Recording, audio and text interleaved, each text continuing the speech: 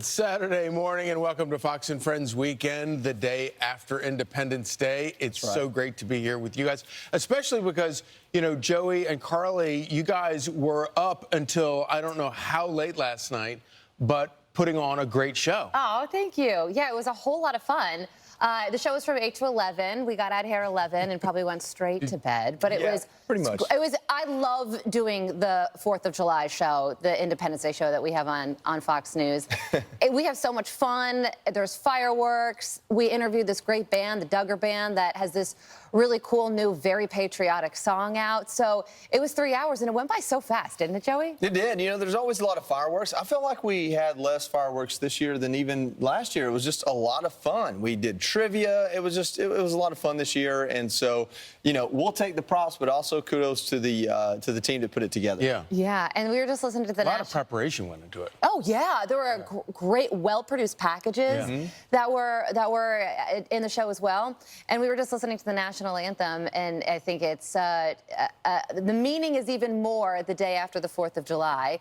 But now that 4th of July happened, we're on to 250. Yeah. Yes, we are. Probably live in the present for a little bit longer, but I mean, the president's already celebrating America 250, and away we go. Yes, he is. President Trump cementing his first America First agenda by officially signing his big, beautiful bill into law, and on Independence Day of all days. Yeah, this victory comes as anti-Trump protests try to erupt around the country. Madeline Rivera is live in Washington with more. Good morning, Maddie. Good morning. This marks the president's most significant legislative victory in his second term, and he celebrated the moment with fanfare, complete with a military flyover.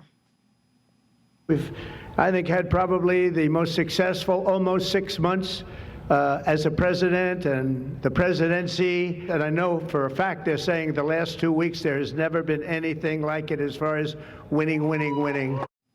The package adds $45 billion for border wall construction and $45 billion for detention facilities. It extends tax cuts and creates new deductions on money Americans earn from Social Security benefits, overtime, and tips. This bill will fuel massive economic growth and lift up the hardworking citizens who make this country run. The factory workers, farmers, mechanics, waiters, waitresses, police officers, firefighters, coal miners. So you have the biggest tax cut, the biggest spending cut, the largest border security investment in American history. But some people took to the streets protesting against the bill and the administration overall. Democrats are looking to galvanize voters during the midterms, saying that changes to Medicaid and SNAP benefits will cause many to lose assistance. Every Democrat voted against this. Every Democrat, regardless of their ideology or their ethnicity or their regional thinking, we can all rally around this and we can run on this single issue all the way to 2026.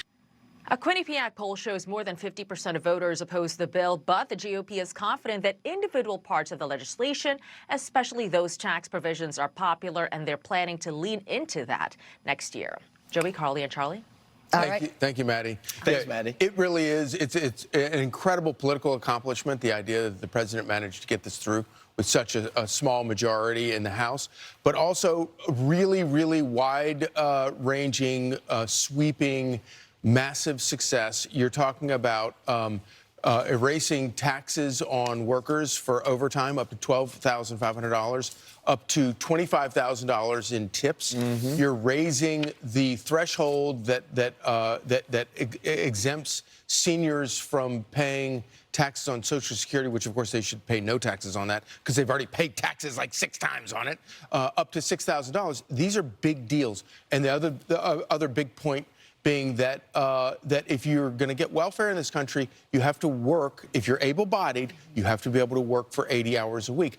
I think most people who work for a living, who work 40 hours a week plus, are going to look at that in the long run if Republicans continue to sell it properly and say that seems reasonable.